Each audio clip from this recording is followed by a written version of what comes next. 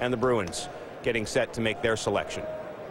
And James, this is the much talked about first-round draft pick the Boston Bruins acquired from the Toronto Maple Leafs in the Phil Kessel trade last fall. The first of 3 picks they get, a first and a second this year and a first-round pick next year as well. That gives the Bruins their highest draft pick since they took Joe Thornton first overall back in 1997. You know what's interesting about this? It's probably going to be Tyler Seguin. I don't think there's any secret about that, but look at the center ice position now. Marc Savard, Patrice Bergeron, and David Krejci in Boston. Maybe Picciarelli takes Seguin and eventually somebody moves. Well, Marc Savard's going to be moved. They've been trying to move Marc Savard for the last little while. They will try and get a trade for Marc Savard. They will start next year with Bergeron, Krejci, and potentially Tyler Seguin if he's ready to play in the National Hockey League. And by the way, the Toronto Maple Leafs, no first or second this year, not slated to pick until 62nd.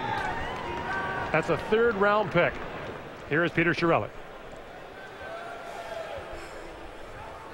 First of all, on behalf of the Boston Bruins, we'd like to thank the City of Los Angeles, the fans of the Los Angeles Kings for this wonderful hospitality.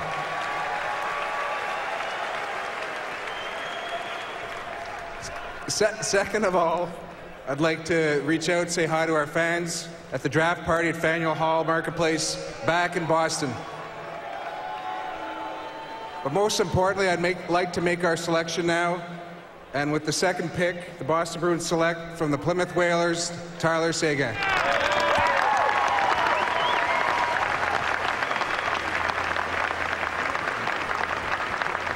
Now it's Tyler Seguin's moment now after Taylor Hall goes first overall. And you know what? Sometimes number 2 isn't bad either. Remember, Chris Pronger went second overall in the draft one year. So did Denny Savard. He worked out better than Alexander Daig, I'll tell you that. This is a can't-miss player. Composure, he wants the puck. He maybe doesn't play as hard a game as what you'll see from Taylor Hall, but the skill level's there. And there have been these comparables, Bob, to Steve Yzerman. I don't know if those are fair to this player, but I'll tell you one thing right now. He is almost ready to be an NHL player. I'm not sure he's ready to be one yet, but he's almost ready to be one. Now, remember, you talk about the scoring that Taylor Hall did for Windsor, playing for a much inferior team in Plymouth. Tyler Seguin accounted for 21% of his team's goals and 47% of the goals they scored he was involved in. To your point, Pierre, he is considered more of a perimeter player, and that's sometimes used in a derogatory term in hockey. That's not the case as his parents Paul and Jackie look on.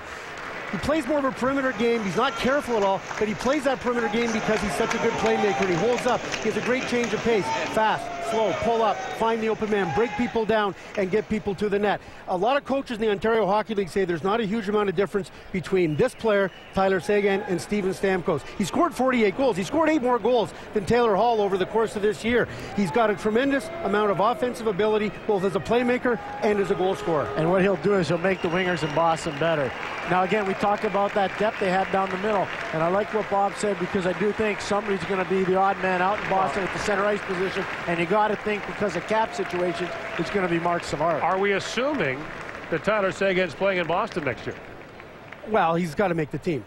That's why I don't think he's NHL ready. I think he's close. He's darn close. I think there's an excellent chance that he'll be there.